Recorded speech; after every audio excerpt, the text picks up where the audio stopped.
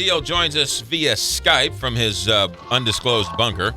Tony Messenger, the editorial page editor of the St. Louis Post-Dispatch, and attorney Jane Duker. I would like to bring up Tony Dungy's comments about Michael Sam.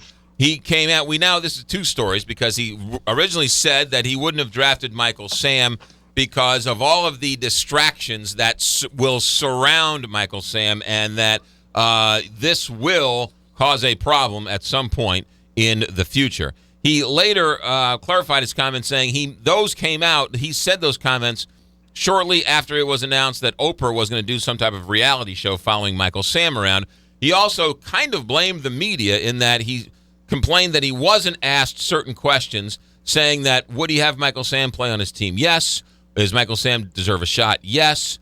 But he never really backtracked on saying that he wouldn't have drafted Michael Sam because of all the distractions. One of the distractions being Tony Dungy's comments saying that he wouldn't draft Michael Sam. Right. So Tony Dungy, this is if I steal a Tony Messenger fair or foul, this is a foul. This is a double foul. Tony Dungy, who stood up and administered to Michael Vick after he got out of prison for 18 months because of dogfighting. If he can find it in his heart to help Michael Vick, why can't he find it in his heart to draft a Michael Sam? Is it because he's a fringe openly gay player? If Peyton Manning was a great starting quarterback and gay, could he handle the distractions of a great starting quarterback who's openly gay? But since it's a seventh round marginal defensive lineman, I don't want to deal with a distraction. And isn't the head coach's job to deal with distractions? That's a bad move by Tony Dungy. Well, here's the deal. It's a triple foul for a couple of reasons. One... Wait. Back up. A triple foul for a couple of reasons. A triple foul. Now we're up to like five. We're up to like... Okay. That's called three strikes and you're out. The whole blame the media thing is just so old. Come on. You can do better than that. It is fun, and number two... He is the media.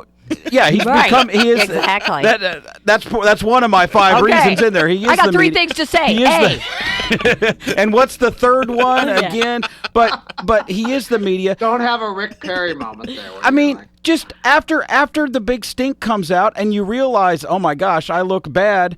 Tony Dungy's a guy that has a great reputation as a Christian man. Just come out and say, you know what, I made a mistake. I probably shouldn't have said that. Here's the deal. He's not alone. If Jeff Fisher doesn't draft Michael Sam in the 7th round, he becomes a free agent. He's the first ever. This is the thing that I thought got lost in some of the coverage this week that people didn't mention. He's the first ever SEC Defensive Player of the Year to not be drafted in the first couple of rounds. He was the SEC Defensive Player of the Year. Now, I know his at the draft warm-up combine, he maybe didn't run as fast, and he's not as tall as some of the other defensive linemen that they like. But this guy was the Defensive Player of the Year in the biggest football conference in the NCAA, and he fell to 7th because he was gay. There's a whole lot of other general managers and coaches who feel the same way Tony Dungy does, and that's one of my other third or fourth or fifth fouls. Yeah, and this is the thing.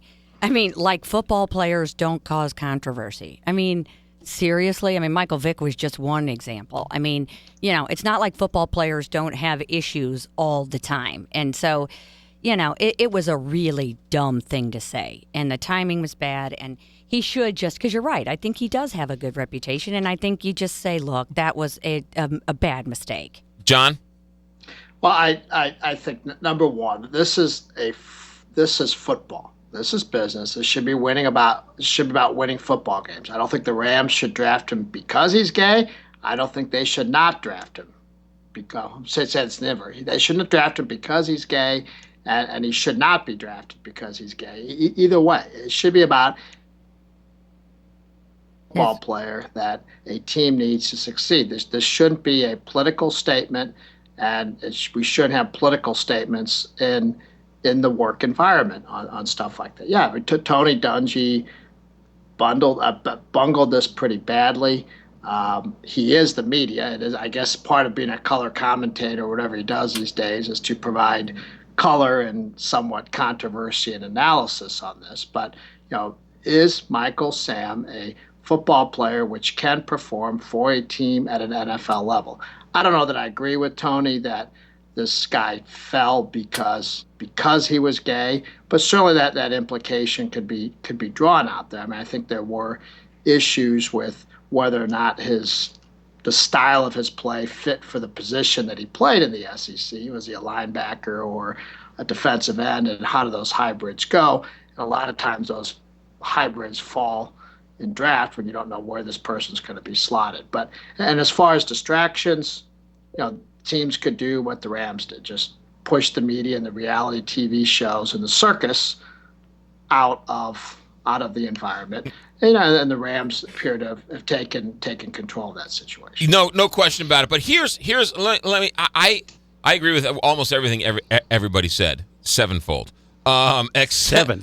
We're up to 7. Now, wow. But in terms of distractions, Ray Rice, running back for the Baltimore Ravens, beats up his girlfriend, kicks her out, and throws her down the stairs and throws her out of the elevator.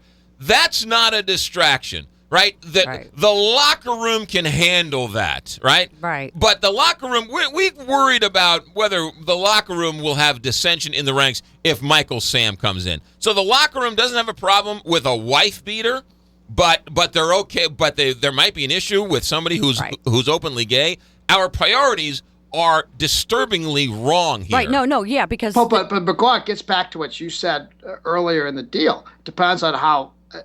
I think how good a player they are. How good a player are. It's just directly related to how much quote unquote distraction a team is willing to take, and so if Michael Sam were a number 1 overall draft pick, the chances of a team being able to handle that distraction is a lot more, the tolerance for that, than if he's a marginal player, which he probably ultimately is in the NFL. I mean, Tony, I know you can go back and say this was the SEC's Defensive Player of the Year, blah, blah, blah. Well, I remember, unfortunately a couple years back when the Rams drafted the Heisman Trophy winner out of but Heisman Trophy winners always suck in the NFL. I mean, that's no. But his point is Eric Crouch. But Eric Crouch was a 3rd or 4th round draft pick and washed out shortly thereafter. Couldn't handle the minicamp. But you can't just go by college. So I think in the NFL, a Michael Sam type player is probably, now he could prove wrong. Everyone said London Fletcher was a fringe player, and they let him go a couple years ago. And I don't think he's missed a game in 15 years. But so who knows? I'm not an NFL. Not that you're bitter or anything, John. No. But I think that how good the player is directly inverted. If Michael Vick were a 3rd string quarterback and did what he did, he probably wouldn't. That distraction wouldn't be allowed in the locker room. But because he's an all-pro, whatever at the time, they were willing to take that distraction. So it's really about how good a football. I will say this: I applaud Les Snead. I applaud Jeff Fisher. I think it's awesome what they did. And I think the Rams have handled some tricky situations in this case, and they've handled it with grace. And there's going to be a need for some attitude changing. A guy committing crimes is okay, but a guy who's gay, somehow, those are equal distractions. Michael Sam gets a second chance. Well, wait a minute, he didn't do anything wrong. Right, exactly. So, I mean, I like differentiating between people who commit crimes and people who are just who they are. Jane Duker, Tony Messenger, John Deal. Board meeting continues on the Big 550 KTRS. Altair